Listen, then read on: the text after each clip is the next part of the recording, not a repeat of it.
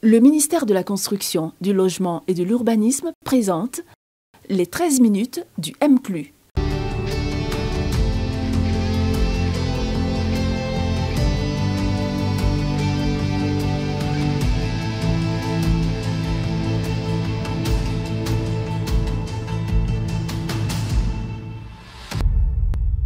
Les campagnes publicitaires des promotions immobilières pullulent un peu partout, notamment sur les réseaux sociaux où règnent de nombreuses entreprises immobilières, souvent sans agrément immobilier ou même sans agrément programme. Les victimes sont bien entendu les usagers qui mordent à l'appât de ces promoteurs véreux. La plupart de ces souscriptions qui épuisent parfois l'économie de toute une vie se soldent bien souvent, hélas, par une arnaque. Alors, quelles dispositions prendre pour se mettre à l'abri de ces promoteurs véreux? Comment sécuriser votre investissement? On en parle aujourd'hui dans ce tout nouveau numéro du 13 minutes du MCLU. Au sommaire de ce numéro, le doc du logement, l'avis de l'expert, la parole à l'usager et la rubrique à retenir. Tout de suite, suivant le doc du logement.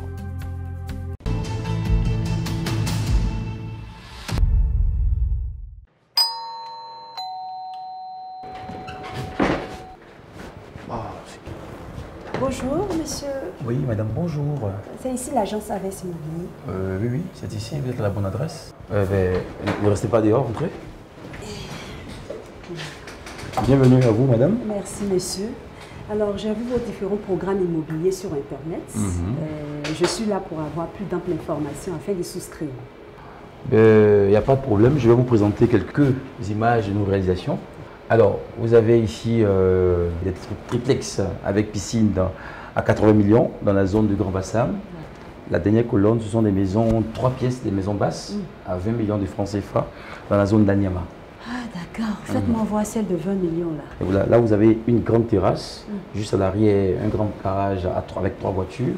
Et il y a encore même de la place pour un jardin. Elle me plaît bien. Elle vous plaît bien? Elle m'intéresse. Super, super. Alors, je peux voir les modalités de paiement? Ok. Voilà ce qu'on va faire. Vous allez lire voilà, ce prospectus. Tout c'est dedans. D'accord. Ok. J'ai déjà apporté le papier. Voilà, excellent. Vous signez. Bravo, excellent, madame. Merci. Voilà. Alors, monsieur, j'ai sûrement en ce moment-là 5 millions. Je vais vous remettre ça. Et le reste... Le reste là, je vous donne le numéro du compte de l'entreprise. Regardez ici, madame. Voilà ce numéro de compte là. Vous pouvez faire des virements dessus. Chaque mois, vous versez 2 millions. Vous verrez 2 millions. Jusqu'à échelonner le reste des 10 millions, madame. Ok. Voici l'argent. Ah, c'est...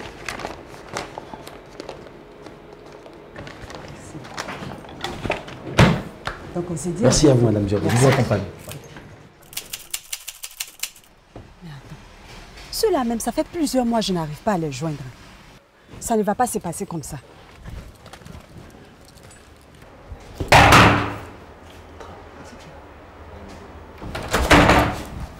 Attends, mais madame, il y a un souci? Bonjour. Je suis venue à l'agence Aves Immobilier. Agence Aves Immobilier. Non, vous êtes trompé de maison. Non, c'est ici l'agence Aves Immobilier. Et moi, je suis en train de vous dire que vous êtes trompé de maison. Monsieur, je suis venu à l'agence Aves Immobilier. Baissez de ton, s'il vous plaît. Attendez, laissez-moi T'es payé pour baiser. Laissez-moi libérer. Ça fait 7 mois que je suis ici. Vous êtes pas de quoi là? Allez, faites voir ailleurs.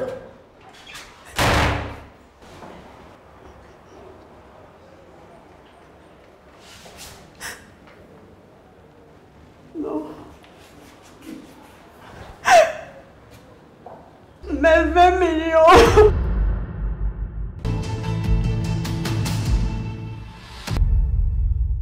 À présent, l'avis de l'expert avec le directeur du logement et des grands programmes immobiliers en la personne de M. Kokora Dibi. Bonjour M. Dibi. Bonjour M. Tifro. On vient de voir avec ce document une dame qui s'est fait gruger. La question qu'on se pose, c'est dans sa situation, quelles sont les voies de recours dont elle dispose? Alors ce que je voudrais déjà dire, c'est que nous sommes ici dans une situation typique des cas d'ANA que nous rencontrons souvent. C'est une situation bien dommage, une personne à qui on présente un bien, à qui on fait miroiter une certaine urgence, qui amène cette personne à débourser parfois toutes ses économies pour avoir la chance d'acquérir ce bien-là. Le maître mot ici qu'il faut retenir, on n'achète jamais un bien immobilier dans l'urgence.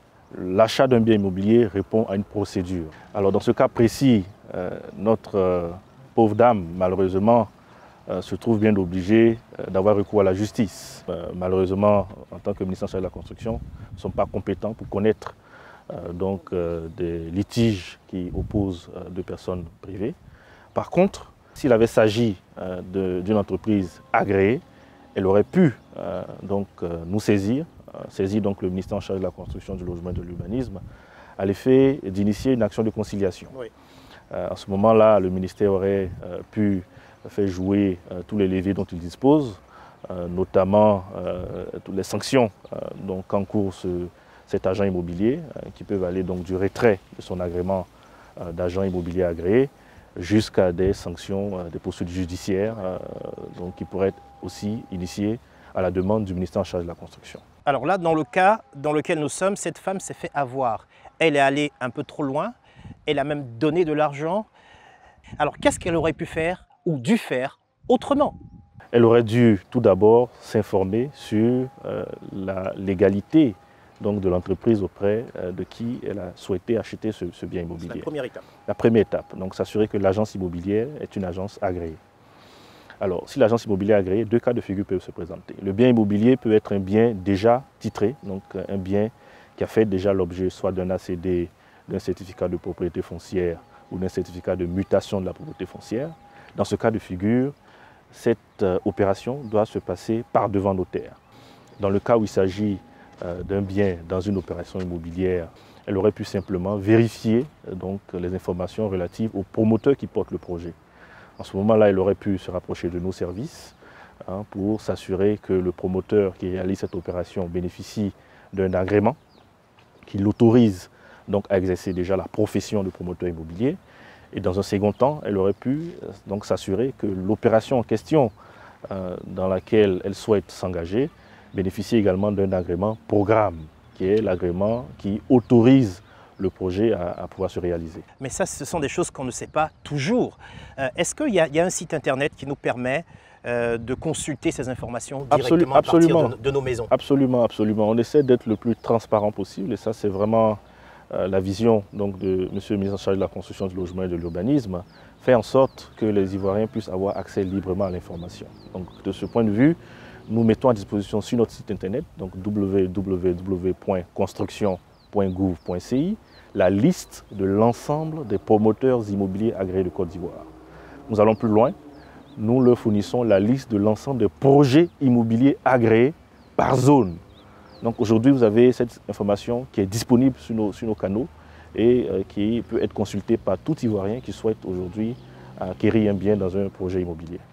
Alors, on a bien vu qu'il y a une différence entre les agréments de promoteurs qui agréent l'entreprise qui porte le projet et à chaque fois que ces entreprises ont des projets et qu'elles ont des programmes à mettre en place, chaque programme doit être agréé séparément. Absolument. Pourquoi c'est important d'agréer les programmes? Alors, c'est important d'agréer les programmes parce que l'agrément programme permet à l'administration de s'assurer que le projet qui souhaite être réalisé est un projet qui est viable sur les plans techniques, financiers et commercial. Technique, pourquoi? Parce que c'est un projet qui va porter sur la construction de logements. Donc il est bon de s'assurer que toutes les expertises sont réunies pour que ces logements-là soient des logements conformes au cahier des charges que le ministère de la Construction a fixé pour les programmes immobiliers. Du point de vue financier, parce qu'il est important de s'assurer que ce projet, lorsqu'il sera lancé, puisse aller jusqu'à son terme, parce qu'il bénéficiera de l'accompagnement soit d'une banque, ou en tout cas d'un établissement financier qui est capable de porter le financement de ce projet-là. Et du point de vue commercial, parce que ce projet s'adresse à des Ivoiriens, ce projet est destiné à être vendu, et donc il est bon qu'on puisse regarder, nous, administration, les clauses des contrats de commercialisation que cette entreprise va proposer aux Ivoiriens. Et vous faites donc c'est tout ça qui est regardé dans l'agrément programme et qui permet de dire que ce projet qui est validé par le ministère de la Construction bénéficie de toutes les garanties, en tout cas des garanties les plus certaines possibles, d'avoir un projet qui va jusqu'à son terme et un projet surtout qui rassure, qui sécurise l'investissement qui est fait par l'Ivoirien qui souhaite s'engager dans ce projet. Merci M. Kokora Dibi. Je rappelle que vous êtes le directeur du logement et des grands programmes immobiliers au ministère de la Construction, du Logement et de l'Urbanisme. C'est moi qui vous remercie. Après notre expert, eh bien, et si nous donnions la parole aux usagers tout de suite, la parole à l'usager.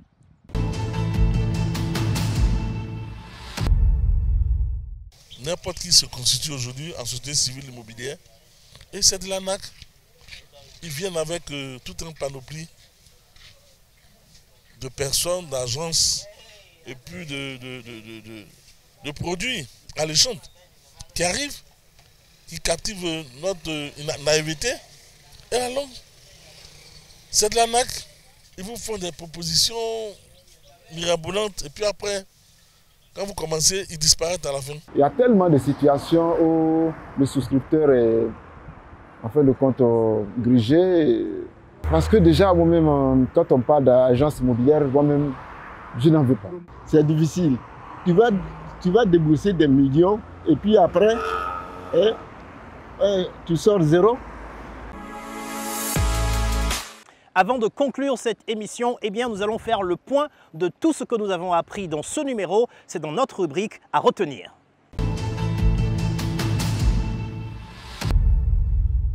Quelle procédure pour l'agrément d'un programme immobilier? 1. L'usager constitue le dossier de demande d'agrément en 20 copies qu'il dépose au guichet unique du foncier GUF qui se charge de l'enregistrer et lui affecter un numéro identifiant. 2.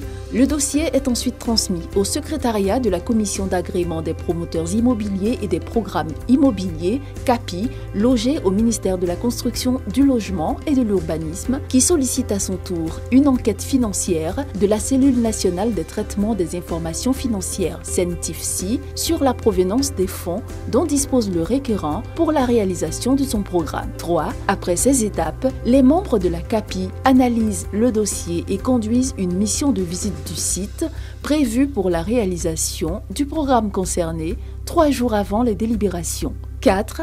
Après délibération, l'avis de la commission peut être favorable définitif, sous réserve pour complément d'information ou document attendu, défavorable définitif. Eh bien, tous ceux qui se disent promoteurs immobiliers ne sont pas tous agréés. Soyez sceptiques, doutez de tout, doutez de tous et posez toujours des questions à l'administration pour vous assurer au moins de 2 choses. La première, que votre promoteur immobilier est agréé en tant que promoteur immobilier et que le programme en question, lui aussi, est agréé. Protégez votre famille, sécurisez votre épargne. À bientôt pour un nouveau numéro du 13 minutes du MCLU.